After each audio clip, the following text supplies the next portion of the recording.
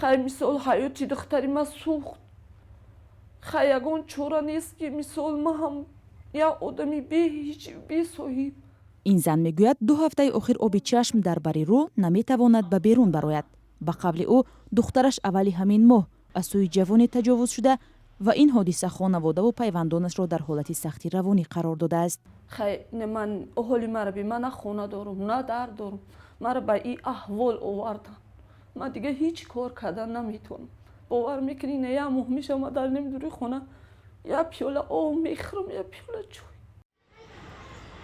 модари ноболиғи 14 сола дар яке аз хобгоҳҳои марбут ба корхонаи насоҷӣ зиндагӣ мекунад ва ҳодиса ҳам дар ин макон рух додааст.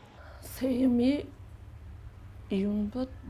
хай ма дар кор будам худам. духтарчам дар ҳамин хона қатъиян бачаи майда ҳаким ва ё беру бозикунӣ мебироянд. хай ҳамсояҳо хамир дорем гуфта сари чакдон мераванд. баъд вақте дара тела мекунад ки и аҳиста зурӣ мекунад хай надро гуфта ки вай медроя хай калонай вай медроя.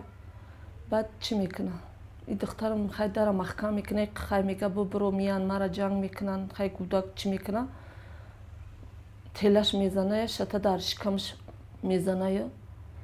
хай ба медрорам корша мекунад. баъд кӯдакҳо айҷағӣ дар ки мебинанд давида ба сари бачама мераванд то мия хай дара иқа мезана ки хай чӣ хелае кор ай ҳад рафта.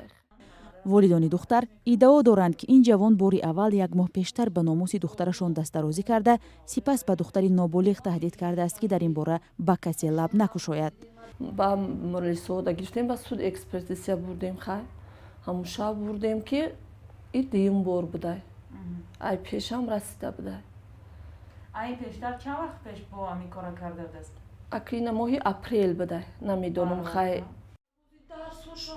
ин модар мегӯяд чунин бадрафториро ҷавоне бо духтари ӯ анҷом додааст ки наздикони яке аз афроди шинохта дар тоҷикистон аст ва тарсаш ҳам аз он аст ки мабодо ҷавон беҷазо намонад.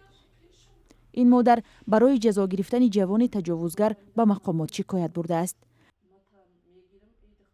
дар додситонии шаҳри душанбе шикояти ин модарро тасдиқ карданд ва гуфтанд аллакай парванда нисбати ҷавони 25 сола бар асоси моддаи 141 кодекси ҷиноӣ боз ва барои баррасӣ ба додгоҳи ноҳияи шоҳмансури пойтахт ирсол шудааст.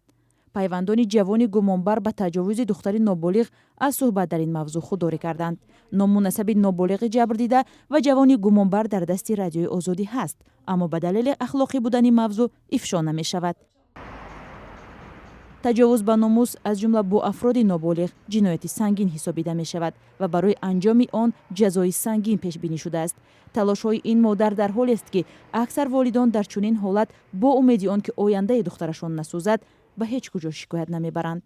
аммо модари ноболиғ мегӯяд ба хотири одилона баррасӣ шудани парванда аз додситонии кулли тоҷикистон ва шаҳрдори душанбе рустами эмомалӣ хостааст таҳқиқи қазияро зери назорати худ гиранд.